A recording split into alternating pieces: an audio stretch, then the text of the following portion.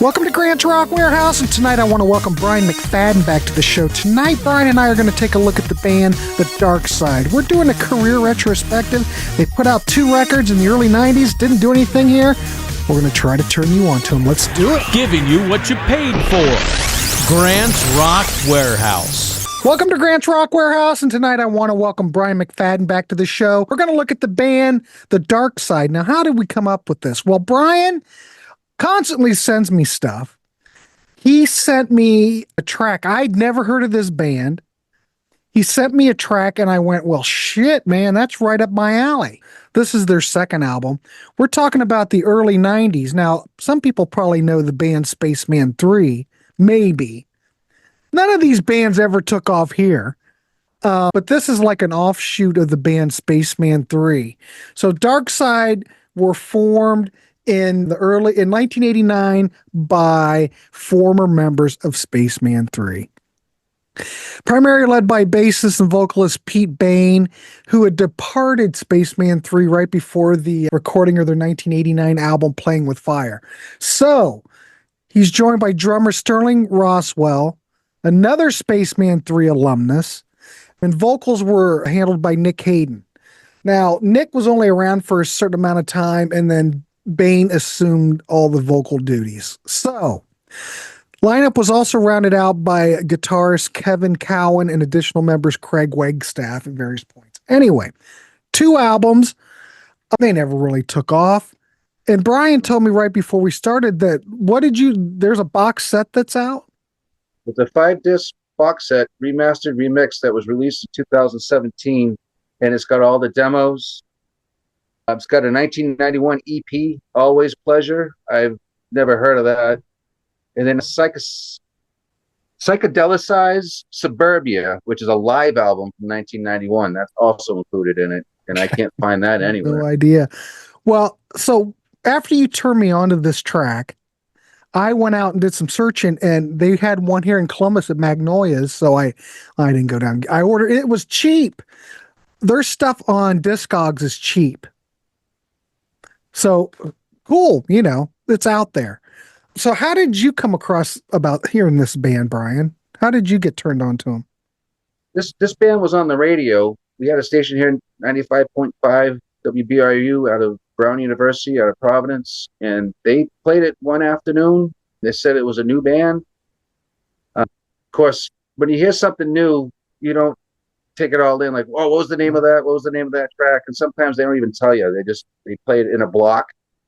Then it was on another radio station, which is like a classic rock station, 94.1 WHJY, and they played it on like a lunch break hour thing, and they played that Guitar Voodoo song, and it's everything plus the kitchen sink. It's like I was trying to tell you. It is, and if you think when these were released, like 1990, and the second album is 1992, there really wasn't much going on like this at the time. Because when I listened to the first record, and I'm going, okay, let's encompass myself into it. It's very psychedelic. I mean, it's almost like a continuation of like 1967. But I hear like CCR in there. I hear could be, well, yeah, but more like Hendrix I kind of hear. But it's almost like a cross. What's that? I hear Soup Dragons. It's, yeah, like you said, it's like a 60s cross with 90s alternative. Yeah, like, but it's kind of hazy. I wouldn't say it's doomy at all. No. But it's very well recorded. I like the way it sounds. There's a lot of space around the instruments, okay? But it is very psychedelic, and it just harkens to like another time period. And the first track that's on the first album, Guitar Voodoo, is 6 minutes long. And it's very, Guitar Voodoo, think about it. Kind of going to be kind of Hendrix-like. It's phenomenal. The whole thing, but it's almost like an album that you want to put on for late night listening, because it is kind of mellow at times. It's noisy at times. When I listen to it, Brian, it's almost like it takes psychedelia and shoegaze and blends it together, because there's some noisy ass guitar on it. you know, Yep. noisy ass guitar. Anyway, I think we'll start talking about that first album. I'm going to turn it over to you. What's your whole thoughts on that first record? I think it's great. It flows good. And yours is a cutout too. Mine's a cutout. Yeah, I bet you they're all cutouts because no one bought this when it came out. I can't remember if I bought it right when it came out, but again, after hearing it, it took me a little while to recollect what the name of the band was. Now that I've heard it twice, I wasn't writing things down. I was hearing them, I was at work or whatever. Right. I didn't have time. But yeah, I came across it, and it was in Newberry Comics, and I think I paid $3 for it, maybe. Yeah. And that's back in 91, maybe, or 92. I think I bought this with Blind Melon. Yeah. Well, you know what? Those kind of go together. Kind of. Yeah, they do. It's kind of all the same. But yeah, the Darkside, the Guitar Voodoo, like I said, it's probably the longest song. It's 6 minutes and 18 seconds. And then it's one of the songs that I like because it doesn't have singing in it. And if you don't, the way this guy sings, it's kind of tough. If you don't like the way he sings, you're not going to like the album. Because it's kind of. Yeah, but it doesn't bother me though. But I could see your point, Brian. I can see your point. If you're not into his vocal, because they're not like real up front, but they're kind of. God, if anybody knows shoegaze, it's right along those lines, Yeah. But then they followed that song up with "Found Love," which I really liked. It's more alternative, so it's like I think you could probably play that at a club and get away with it. But again, it's more alternative than it is with the '60s fuzz on that track. But yeah, I'd say it's an alternative rock song, and then I just think after Guitar Voodoo, it gets you all pumped, and then it goes into this. It kind of brings you down a little bit. But like you said, with the atmospheric like psych pop that it is, there's a lot of guitar atmosphere going on throughout the whole thing with like long. I don't even know if it's like drawn out strings. I don't it's know. Also very Doors-like, Brian. When I hear it, it's very Doors-like. I mean, I guess you could call it neo psychedelia. It's kind of has drone rock as well involved. It's an odd record for the time, but anyway. Yeah, it sure is, and I think that's what stuck out about it is because it didn't sound like anything, but it sounded like everything. But yeah, I like I was saying, Soup Dragons and like Velvet Underground, the way that Lou Reed was singing, kind of like that. Oh, I don't know what kind of style that is either, but after a while, it wanes on the singing, I think. But it's still good. It's a good album. After that, Good For Me, that's a 2-minute song. A lot of these are 2 minutes and 3-minute songs, but that's all the psych buzz. It reminds me of like the Stooges a little bit. It's hard to describe if you haven't heard it, but yeah, again, it's all the atmosphere. I think a lot of this is more guitar orientated than it is bass or drum orientated. Yeah. The production is really good, really super clean. Then they have the title track, which is All That Noise, which reminds me of like Moody Blues, like a heavier alternative Moody Blues. That song is great. They have a lot of keys throughout. They sprinkle in, and they do a pretty good job with that, keeping it retro. Like with this album, you could almost like put it in the background of any Austin Powers movie, and it would fit. Yeah, it would work. That kind of soundtrack. A lot of these songs would fit on that. Yeah, because there's not a lot of stuff on that that's just totally in your face. Oh, yeah, it does get loud at times, especially the second album. Yep. But if you like the Doors, you like Hendrix, you like I said, CCR came to my mind, like Susie Q, the way that's kind of psychedelic. Yeah, there's a lot of CCR I hear in it too. And I love CCR. But, well, plus if you look like at one of the later tracks, like some of these, you've got All That Noise is 1:44, but Soul Deep's a 7-minute song, but Soul Deep kind of has a bluesy, kind of funky overtone to it. I mean, this album pretty much sounds like one kind of thing. There's not a lot of diversity in it, but I could totally see this like in an Austin Powers film. Yeah, 100%. I was hoping it would kind of hit home in that sense because I love those soundtracks too. It's a lot of fun. It's just a lot of fun to listen to. I don't know. I don't know if I could survive back in those days. I don't know if that music, if I would still be as interested in it back then as I am now. What, like But, Hendrix and the Doors back then? no, well, this kind of the flower pop, fuzz Oh, stuff. yeah. Mm-hmm. With all the bands that were doing that. But Yeah, but the production on this album's William Waghorn in the band, and I'm not sure what yeah, Richard Waghorn has done in the past. right. I don't And the Spaceman 3 recognize was that trying to name. listen to that. It's a lot more difficult to listen to because it's a lot more noisy, guitar than it is on this. So they really kind of toned it back on this album compared to the Spaceman 3 material. Mm-hmm. Do you find the Maybe, Spaceman 3 stuff a bit more out? So you find that Spaceman 3 stuff a lot more out there. yeah, it's This is a way lot more more subdued. I don't want to say conventional, I guess. I wouldn't say commercial, Brian, but this is not really commercial, No, but it's no. more commercial than Spaceman 3. Well, you played that song "She Don't Come," and that's a great song in the middle of the CD, and it kind of breaks up again the psychedelia and then the alternative, and then it does that, and that's more of an alternative rock song, and they did a great job with that. Drums are really pumping on that one too, so it's Mm-hmm. not like you're gonna fall asleep to it. But like you said, a lot of these songs, if you listen to it at late night, you might wake up in the morning on your couch. It's a great late night But, album. I swear to God, though, it is. it's a good summertime album too, just kicking around in the backyard.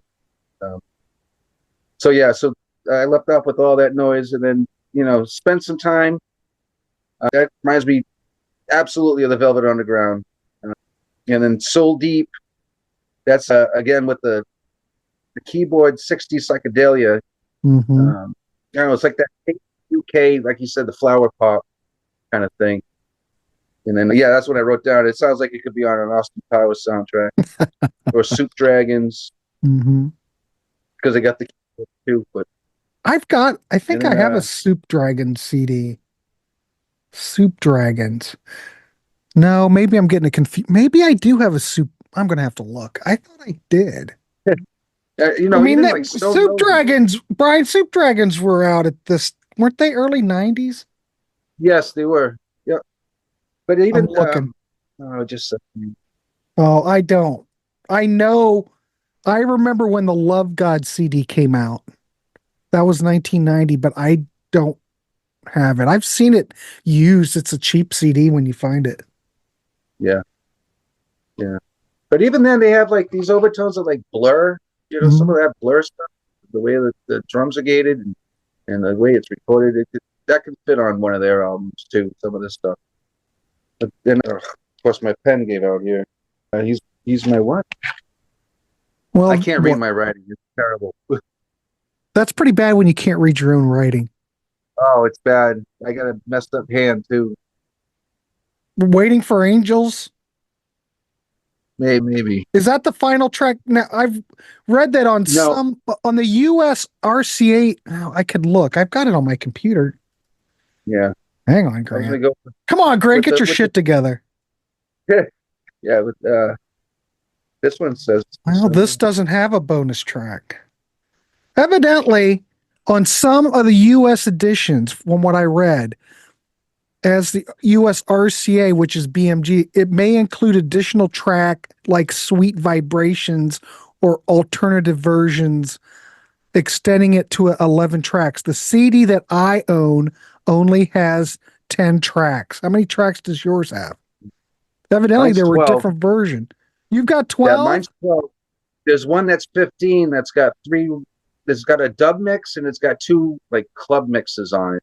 I didn't bother doing those, but yeah, it's the three songs Yeah, that we mine's know. only got 10 tracks, and it's the Beggars Banquet US Press. Must be the first one. Evidently, Yeah. maybe they re-released it with other tracks to get more traction. This one's RCA, but it is Oh, Beggars Banquet. mine, yeah, mine's like that, but it's only 10 tracks. I didn't do much research to see how big they were in the UK, but maybe they had more traction over there and were a bit more successful than they were here. That's the what only I'm thing. thinking. That's what I'm thinking. I never saw those EPs here for sale, or I would have bought them. I never saw that CD that you have either until today. I've never seen that. Yeah. Well, I went out, Brian, I had to have it.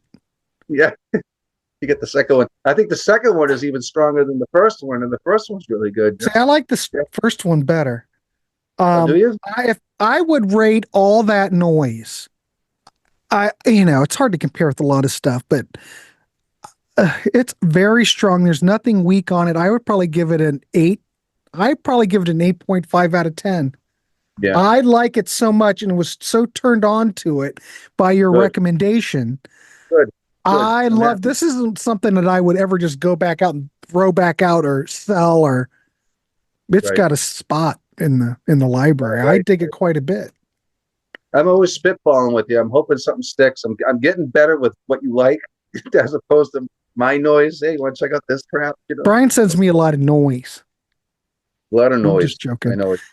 What would you rate this record? What would you rate this out of 10, Brian?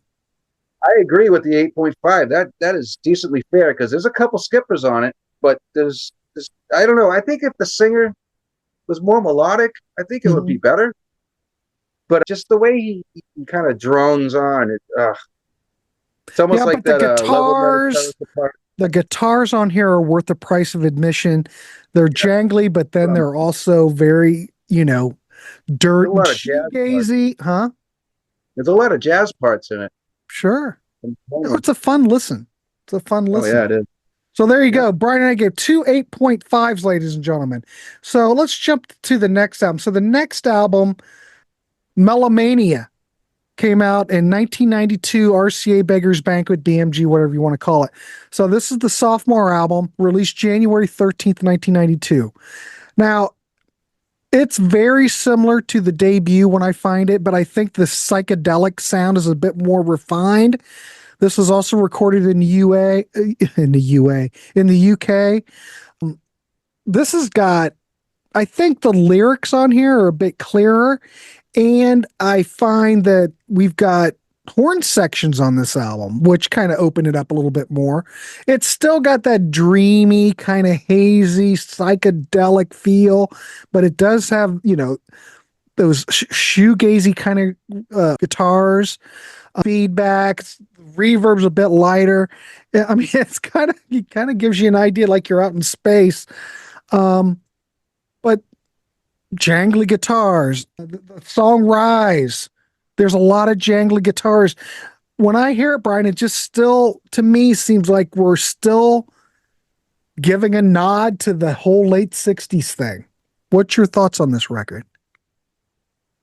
Yeah, I think that record and this record, you put them together and made like a double album. This thing would be almost a perfect album, just for what I think they're bookends to each other, because one does sound just like the other.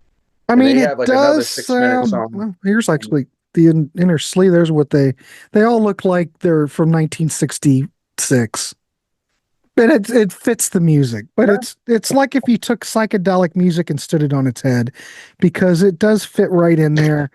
It's the 90s, but it doesn't sound like the 90s, but then it does, because you can see when I hear it, it's almost like this is before shoegaze took off. So this is almost like pre-shoegaze, I think. Well, we're thinking about Slow Dive and all those. It's all around that same time. Lush was same time, 90, 91. Yeah. It's hard to pinpoint. I've really not quite heard anything quite like it. When I hear it, I would know, oh yeah, that's Darkside right away.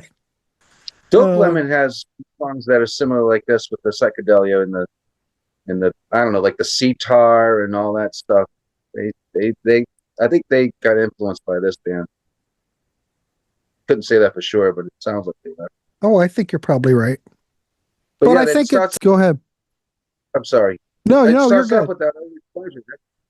That's a great opener. That's a great opener for that second CD. And then he's got the Feelings Flow, and then the Tornadoes. That's a wicked riff. That's when I'm starting to perk up on the album on the third song. Because the other ones are like, they're just You know what I mean? They're relaxing, and like you Mhm. said, they're astronomical. I don't know. You're in a different dimension with the guitar. Yeah, well, I mentioned I And the, love the guitars on this record. That I'm sold. I'm sold, just guitar yeah, wise. and the keyboard too. Yeah, the keyboards all throughout little noodly stuff. I really like it. I think they only have one where they kind of get real blues. That's towards the end of this album. Like just saying. But yeah, the Mystic Morning. That's pretty good. That's a lot of keyboards. And there's again someday. That's another. Sounds like Velvet Underground. Sounds like these guys are really influenced by them. Are You For Real? And that's, man, that sounds like an acid trip song.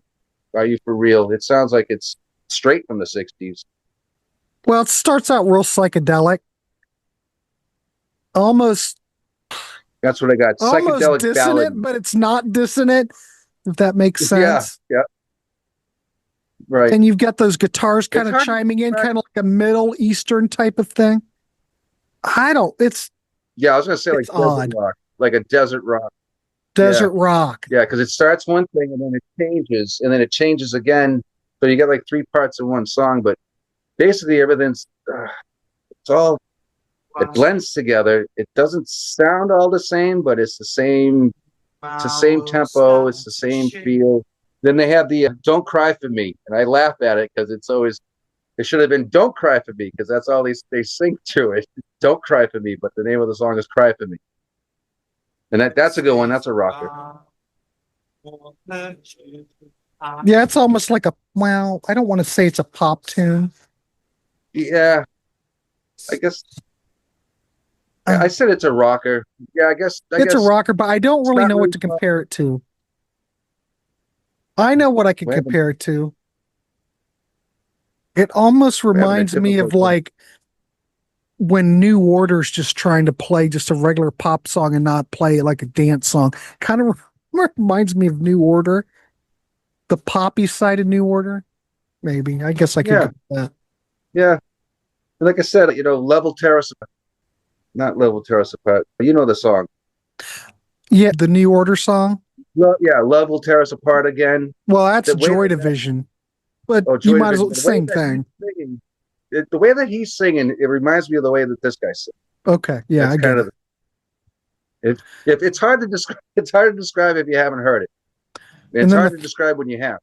the last track, Rise, is kind of like a drone. It's Really not a mellow. drone, but it sounds like if you electrified, the way Indian musician like Ravi Shankar. It's Yeah, almost like an electrified version of a Ravi Shankar song without the sitars. But it's very, yeah. Indian sounding to me. Yeah. This Again with the desert like rock, and this then stuff. it starts off with the nice the constant blues Mhm. rhythm, and then it kind of blends, and then it takes off at the end. I like it. I'm glad you turned me on to it because, well, obviously we're doing a damn show on it. Yeah. It's good. The funkiest song I think they have is called "The Straight Shot," the straightest shot. It's Yeah. it's funk. It's funky all the way through. Like you can almost see Bootsy Collins playing bass on that. Got a lot Little of Bootsy. stuff. It's really funky. It's really good. Little keyboards. And This Time Is Mine. That's like I put chaos guitar, and it's probably like the heaviest to end the album, as opposed to the other one. Right. Right. Yeah, I get it. So Brian, what would you rate this? What would you give this one? You gave the other one an 8.5. Yeah, I like it better, so I'm gonna give it a 9. I I don't do like like it a it little quite bit as better. much because the other one seems, well, I guess the horns are okay. There's something to me I with can that debut that I really like. I probably give this an 8. I mean, I don't think they're perfect they're honestly records, really like we fun. said, but they're fun. Definitely late Yeah, night yeah. stuff. I noticed there's no skippers for me on either one of them, but I know if somebody was getting into them, they'd probably skip over a couple of them because it's repetitive. Some of the stuff is just repetitive. Right. The chorus or the riff or whatever it is. some of it gets a little repetitive. But again, I think if the singer was a slightly more dynamic, with harmony and stuff, I think it would be a higher. I think it would be a higher album. I mean, higher number. Cool. Well, ladies and gentlemen, the Warehouse, we're only looking at 2 records here. It doesn't take long to look at them. All Brian and I are here to do is try to turn you on to stuff. And if you like the Doors, you like Hendrix, you like that late 60s vibe, you like shoegaze, you like that really distorted guitar, you like jangly guitars, and you don't want to spend a lot of money on physical media. Again, I didn't go out to Spotify to see if it was there. If you're watching The Warehouse, you know how I am. Freaking absolutely out of my mind. You can get those Darkside CDs cheap, and I'm sure they're all out of print. I don't know anything about the box set that Brian talked about. Go check it out. I'm sure you can go on YouTube and find the tracks. But do yourself a favor, if you like the Doors, you like Hendrix, you like that shoegazy stuff, if you like a lighter version of Spaceman 3, do yourself a favor and check it out. Brian, do you have anything more to add? This is going to be a quickie episode. Well, we went a half an hour. No. Anything else you'd like to add? This album has improved with age. So 35 years, this album has gotten better. In 35 years, it's actually gotten better. Yeah, I dig it. Dig them. All right, everybody. Brian, thanks so much for doing this. I'll be in touch. Keep sending stuff to me, and we will do another show. Get yourself some Darkside, ladies and gentlemen.